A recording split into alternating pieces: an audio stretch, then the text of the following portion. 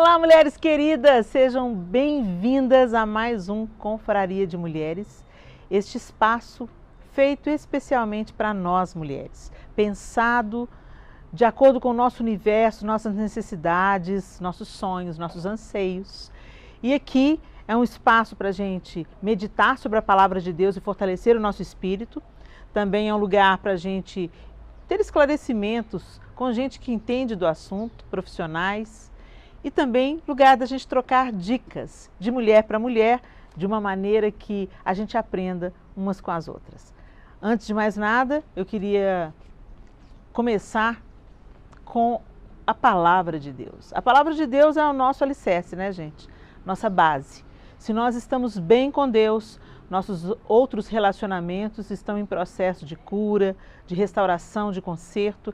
Quanto mais nos achegamos a Deus, mais das suas bênçãos nós alcançaremos. E quando eu digo bênçãos, não é de uma maneira corriqueira, como se nada desse errado na vida, não. É uma bênção quando a gente atravessa um deserto e a gente sente a mão do Senhor nos conduzindo e nos ensinando, apesar daquilo que estamos vivendo. É uma bênção, não é isso? Então, eu queria trazer para a nossa meditação de hoje uma mulher que a palavra de Deus não cita o nome dela. Ela é esposa de um homem sofrido, a mulher de Jó.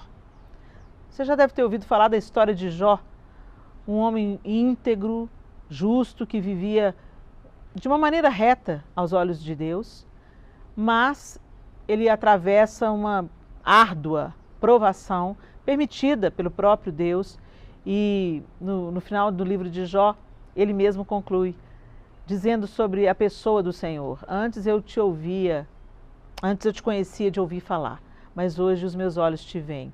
Provando que as circunstâncias adversas, elas podem, muito mais do que nos esmagar, elas podem nos forjar e nos apresentar Deus como Ele realmente é. A mulher de Jó, ela era uma mulher pela sua fala. A participação dela no livro é bem rápida, porém marcante. Ela é vista pelos nossos olhos como uma mulher ingrata e desencorajadora. O que é encorajar? Encorajar é apoiar, encorajar é animar o outro, encorajar é levantar o outro. E foi o antônimo disso que nós vimos relatado aqui em Jó, capítulo 2, no verso 9, onde a descrição diz assim, no verso 8, Jó, sentado em cinza, tomou um caco para com ele raspar-se. Jó havia perdido tudo. Ele era rico, ele era próspero, ele tinha muitos filhos, muitos bens. E no final, ele perdeu tudo, inclusive sua saúde. E o seu corpo abriu em chagas. E ele se assentou sobre as cinzas e com um pedaço de telha, ele coçava aquelas chagas. E foi aí que entra em cena a mulher de Jó. Então sua mulher lhe disse: ainda conservas tua integridade? Amaldiçoa a Deus e morre. Mas ele lhe respondeu. Jó respondeu à sua esposa. Presta atenção. Falas como qualquer doida. Temos recebido o bem de Deus. Não receberíamos também o mal? Forte, né? Vamos pensar sobre isso? Uma mulher desencorajadora. Com certeza, a mulher de Jó usufruía dos benefícios de ser sua esposa. Ele era próspero, muito rico. A Bíblia diz que ele era muito rico. Tinha muito gado, empregados e tinha filhos. Homens e mulheres, moças e rapazes. E Jó andava em integridade diante de Deus. E eu acredito que essa esposa, nesse tempo, era uma mulher feliz. Eu fico imaginando ela com os filhos vivos, as filhas, os filhos, o marido em boa situação. Acredito que por causa dessa situação de riqueza de Jó, ela devia ter muitas servas, facilidades, né, que permitiam ela viver acima da média do que outras mulheres do seu tempo deveriam enfrentar, tantas dificuldades, era um tempo de muitas dificuldades, trabalho pesado, mas com certeza a mulher de Jó tinha acesso a muitas bênçãos. Mas quando Jó perde tudo, quando ele adoece e quando ele chega ao fundo do poço, o que aparece? Uma mulher amargurada. Uma mulher que deseja que Jó amaldiçoe a Deus. Ao que Jó responde a ela: você está falando como louca, como doida? Por que você está falando como uma doida? Nós recebemos o bem de Deus, não receberíamos o mal? A gente aprende muito com essa situação, porque é fácil a gente glorificar a Deus, agradecer a Deus e achar que Deus é bom, quando tudo vai bem, quando as coisas estão favoráveis, quando as coisas funcionam do jeito que a gente gostaria. E muitas vezes nós somos agradecidos, mas infelizmente também nesses dias de bonança, nós nem nos lembramos que existe um Deus e que dele vem a vida, a provisão, a restauração e todas as coisas que temos, o fôlego de vida. Se nós acordamos cada dia da vida, é porque Deus nos deu vida para viver. Essa mulher, ela se esqueceu disso. Se esqueceu completamente. Eu não sei como é que ela agia, a Bíblia não descreve como ela agia em dias felizes, em dias de fartura, em dias em que os filhos estavam vivos, em dia que havia abundância. Mas a Bíblia diz como ela reagiu. E na verdade, gente, a crise, ela não forma o caráter. A crise revela o caráter. No momento da crise, quem nós realmente somos vem à tona. Quando está tudo bem, tudo fica ali, ó, debaixo da superfície, o mar não está revolto, as águas estão calmas, você não é mexido, você não é provocado, você não é desafiado. Então, a sua verdadeira identidade passa quase que despercebida. Mas diante de uma crise, quem nós realmente somos vem à tona. E a mulher de Jó não foi diferente. Ela estava amargurada. Ela havia se esquecido de toda a benevolência que recebeu. Ela havia se esquecido da bondade do Senhor, da provisão do Senhor, da vida dos filhos, dos anos que ela desfrutou a vida dos filhos. Ela se esqueceu de tantas coisas. Mas não apenas se esqueceu, essa amargura transborda pela boca dela quando ela fala para ele: você ainda preserva a sua integridade? Puxa, ele já tinha perdido tudo. Ela queria que o quê? Que ele também perdesse a integridade? Amaldiçoa o seu Deus e morre. Ela não podia ter simplesmente dito: morra. Não.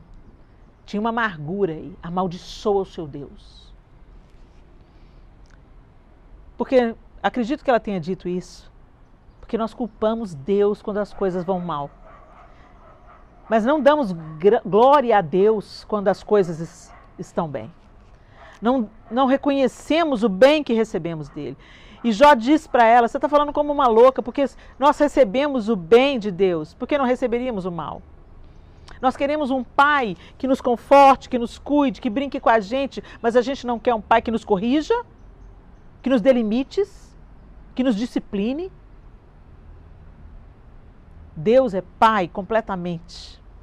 Ele não é pai apenas para nos colocar no colo, para nos fazer ninar, para nos consolar no dia que estamos doloridos.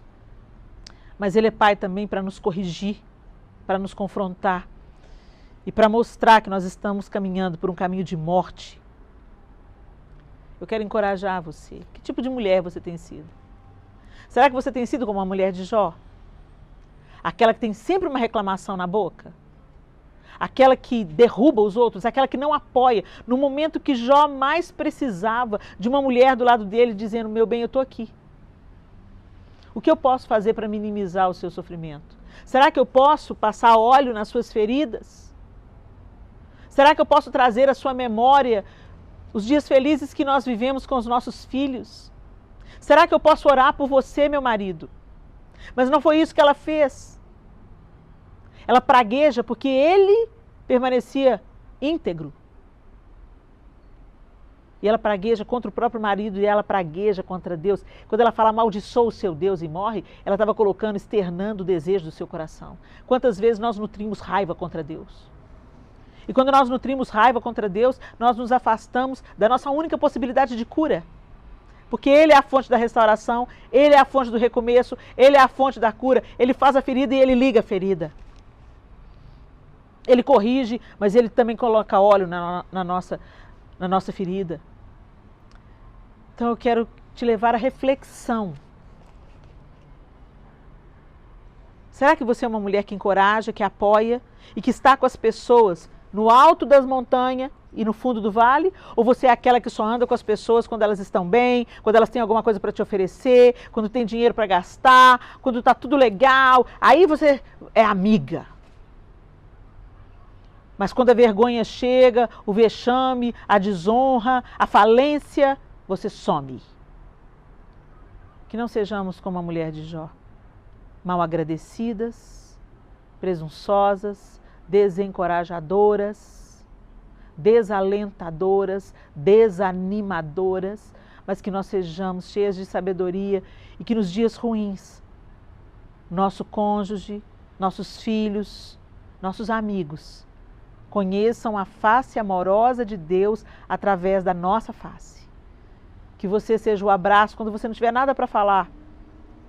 Seja o abraço. Seja o silêncio.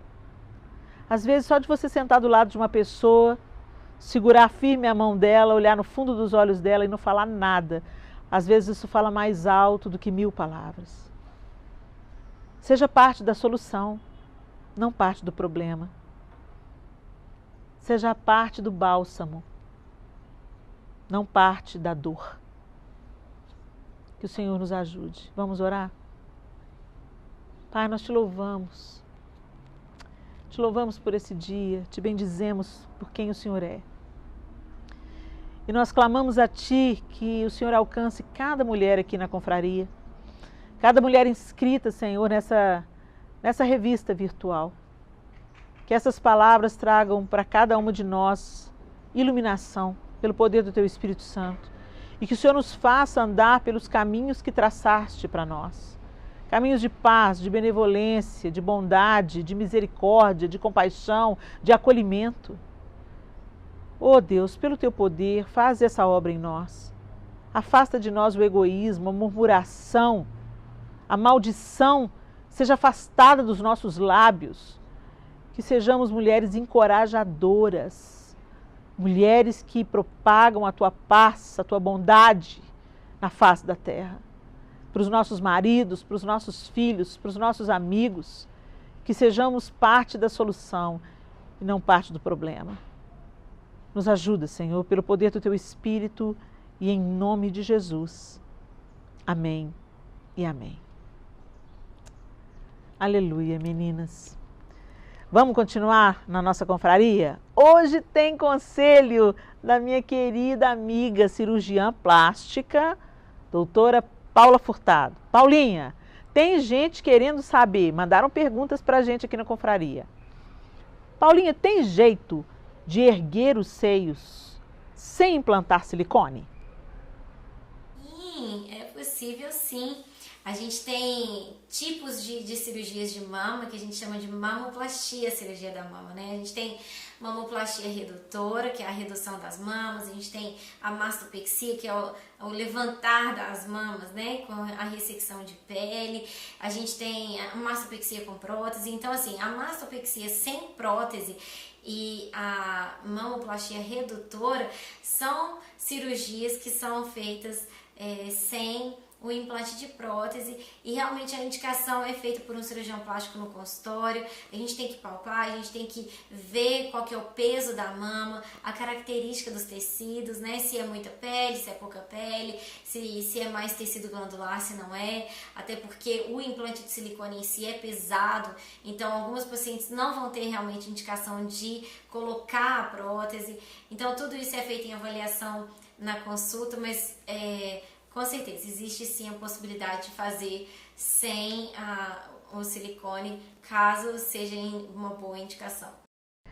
Obrigada, Paulinha. Obrigada mesmo, minha amiga querida. Vocês podem seguir a Paulinha no Instagram, que está aqui. Ela dá dicas ótimas pelo Instagram dela. Então, anota aí o link do Instagram da Paulinha e segue a Paulinha nas redes sociais, que com certeza vocês vão ter muito mais informações ótimas, além daquelas que ela vai trazer aqui pra gente. Agora, nós vamos para as dicas do dia. Vamos ver o que tem para hoje? Ei, lindezas! Que bom ter vocês aqui de volta para as nossas dicas. A dica de livro de hoje, porque a gente sempre começa com uma dica de livro, é Inveja, o inimigo interior, de Bob Sorge. Gente, esse livro é forte e eu recomendo muito. E eu quero ler para vocês a contracapa, porque de repente você já está pensando exatamente o que a maioria das pessoas pensam quando vê a capa desse livro. Ao olharmos para a capa desse livro, pensamos: não, este não é o meu problema. Então, quando alguém próximo sobe na vida ou prospera mais do que nós, de repente nos encontramos enfrentando emoções difíceis. Precisamos ter muita coragem para admitir que as forças malignas da inveja existem dentro de nós, porque se isso for de verdade, as consequências são gigantescas. A inveja tem o potencial de, sozinha, impedir o fluir das bênçãos de Deus, tanto em nossa vida quanto na vida das pessoas ao nosso redor. Vamos aprender a reconhecer a inveja e avançar para o verdadeiro amor bíblico, isso é, amar uns aos outros. Reconhecendo as suas próprias falhas, Bob Sorge desmitifica a inveja e prepara o caminho para você e eu admitirmos de coração aberto a presença desse sentimento. Confessar a inveja é simplesmente o único grande caminho que podemos trilhar em direção à vitória. Eu li, eu sei muito bem sobre esse assunto e eu recomendo. Seja livre para avançar. É uma leitura edificante. A publicadora é aqui para mim, né, pelo menos no livro que eu tenho, no exemplar que eu tenho, tá a bvfilmes.com.br. A BV Filmes que publicou esse livro. Mas se você coloca no Google Inveja, o inimigo interior, você vai rapidamente identificar onde você pode adquirir. Eu sempre recomendo comprar livros pela internet, porque os livros vão chegar tranquilamente, não tenha medo, tá bom? Eu compro livros pela internet, nunca tive nenhum problema, ok? E a dica de hoje, para as donas de casa... Pois é, gente, tá aí, ó. Nosso verão costuma ser bem chuvoso, não é verdade? Então eu quero deixar essa dica que eu já experimentei e uso frequentemente.